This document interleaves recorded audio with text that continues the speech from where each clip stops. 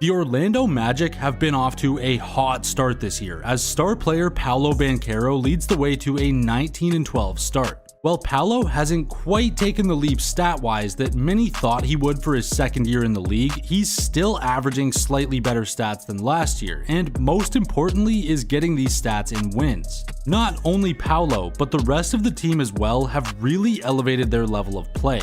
Franz Wagner has improved so much that he's looking like just as much of a star as Paolo currently, and while the team has been without starting center Wendell Carter Jr. until recently, he's playing his way back into shape from injury, and will undoubtedly bring the Magic that much closer to being a real threat. The Magic has really gone from a squad that looked like a bunch of ragtag misfits to a legit up-and-comer so fast, and it's super exciting. This has been a surprise to many, considering that most had little faith in the Magic to turn their franchise around so quickly. The franchise had been in the deepest depths of despair for basically an entire decade up to this point, for the most part being stuck in mediocrity limbo. We feel this rapid rise is deserving of telling the story of the modern Magic, a team story that should be an inspiration to any Pistons or Hornets fan out there that has no hope for their franchise. From 2012 to 2021, the Orlando Magic found themselves trapped in a protracted period of basketball mediocrity, marked by a series of missteps, lackluster performances, and a constant struggle to regain their former glory. The journey began in 2012, when the Magic, still reeling from the departure of franchise cornerstone Dwight Howard, embarked on a daunting rebuilding process. The promising talents that did emerge often failed to reach their full potential.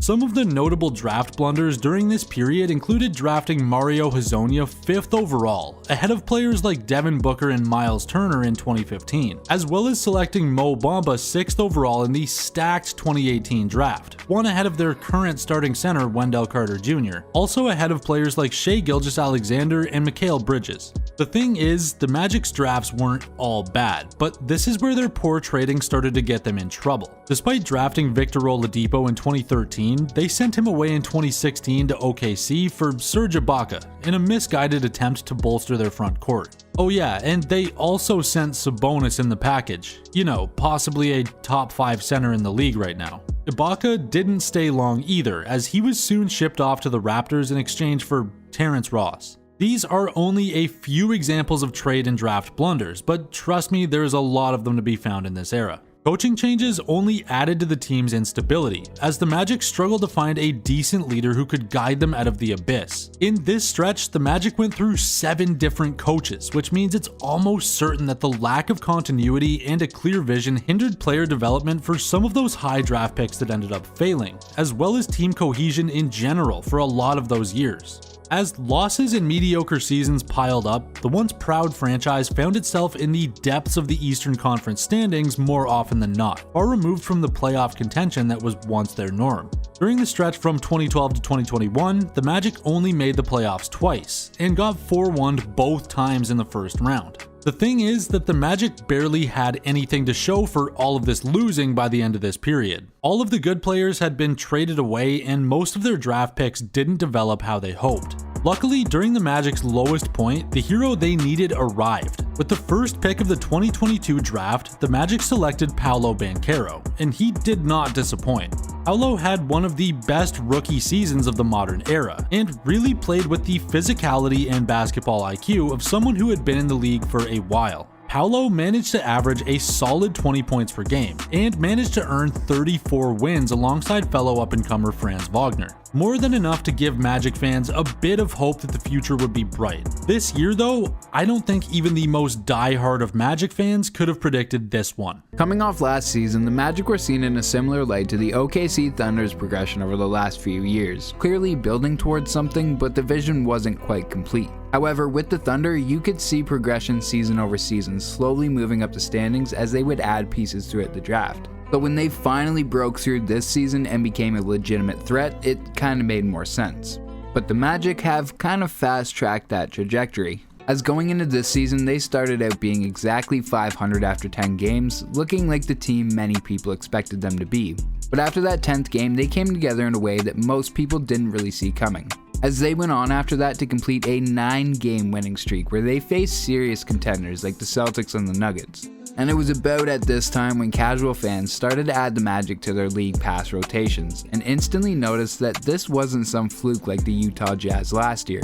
There is legitimate pieces to this Orlando Magic team, as everyone is starting to become more familiar with Franz Wagner and Paolo Banchero, who both had amazing performances at the FIBA World Cup before the season even started, with Franz and his brother helping lead Team Germany to the win, and Paolo gaining some real experience from the tournament under coach Steve Kerr, who had nothing but glowing praises for the young forward. One of those praises was actually Paolo's underestimated potential to possibly move into a center position as he continues to grow in this league. But there's more players than just Paolo and Franz that make this team successful, like Jalen Suggs finding his role perfectly, and Cole Anthony being the most irrationally confident sixth man in the entire league. And also players like Goga Bitadze, who's become a very underrated defender, giving flashes of that 90s age basketball that old heads love to rave about, being a great rim protector for the team while also being a very dangerous pick and roll threat, especially with a lot of the clever ways Orlando has been able to utilize their offense this year.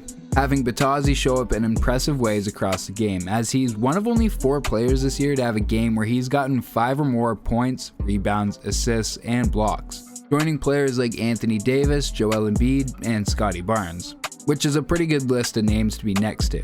But the improvements that Bitadze has made this year really highlight the overall success that the team has found, as despite the fact that the Orlando Magic have one of the lowest team assists average per game in the entire league, this really doesn't paint the picture of how they've been able to have one of the most successful ball moving teams, as they've been able to find different ways to attack the paint and break down the defense, which has led to some really fun basketball in a league that's taken over by the 3-point line.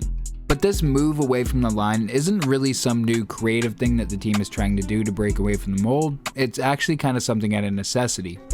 See, for all the good that we've mentioned about the Magic so far, there's actually equal parts bad, as the team currently does have the worst 3-point percentage in the entire league. They did bring in Joe Ingles to help balance out the threes, but there's only so much a 36-year-old shooter is going to bring to your team. Especially when on the other end you have Franz, the player taking the most 3 attempts for the Magic, averaging 29% from 3 while also taking 5 attempts a game. But given Franz's age, as well as his free throw and field goal percentages, this is something he should be able to improve on. As for the rest of the team, that's still up in the air, as it's starting to become a glaring issue for the team, and something their opponents have been able to pick apart and attack. Part of the reason that they've actually been starting to struggle now that we're almost midway through the season, as they've all but given up on even attempting the 3-point shot, as they're also dead last in attempts per game, and they're way down there at 29.8 attempts per game, which is pretty wild when you compare them to Memphis, who has the 2nd worst 3-point percentage this season, but has the 8th highest attempts a game. With all that being said, it should be mentioned though that this Orlando Magic team is still very young, with the team only being an average age of 24, so there's still a ton of growing that they'll be able to do together with more experience. And just the fact that they've been able to show this much maturity this early on should put Magic fans at ease. If you made it this far, give the video a like. While you're down there, you might as well just subscribe, and we'll see you next week.